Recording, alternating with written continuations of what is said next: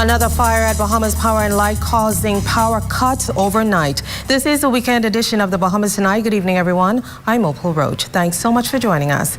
Topping the news, more troubles for B.P.L. as firefighters were called to battle another blaze. This time, another power station. Cleopatra Murphy leads us off tonight. Another week, another fire for the Bahamas Power and Light Company. Firefighters were called in for the fourth time in just over a week to battle a fire at B.P.L. The first three fires were at the Clifton plant, but on Saturday night, the Blue Hills plant was the scene of the latest inferno.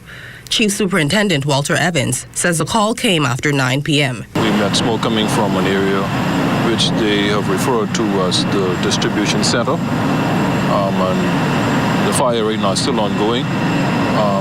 However, it's not at a level where we need to be concerned for the remainder of the plant. Some 3 units were called to the scene to battle the fire that Evans says resulted in some power outages in southwestern New Providence. He says the cause of the fire at that point had not been determined. This despite 3 fires, 2 of which occurred in less than 12 hours at the power company's Clifton site last week. We do not suspect anything with any underlying issues, but it may be just a matter of where we believe that it's because of the amount of the power load. That is a possibility, but in terms of, and that we will have to determine that, but we do not suspect anything suspicious in this matter.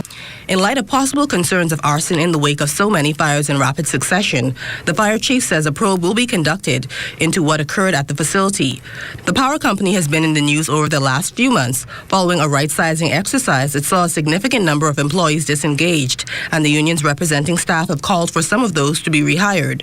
There was also a controversy over alleged political interference that led to the appointment of a new board. An investigation will be carried out to determine that B.P.L. staff members, they have several of their professionals who are here. They're working closely with us to ensure that, and they've advised us, as to what is really happening as best as they can. And so for that reason, with the cooperation of the B.P.L. staff members who are here,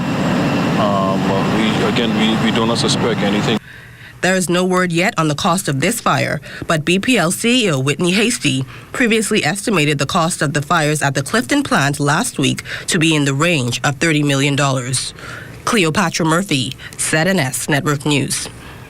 Now, B.P.L. issuing a statement saying preliminary investigations suggest that the electrical fire was caused by equipment failure. A full investigation has been launched and arson is not suspected at this time.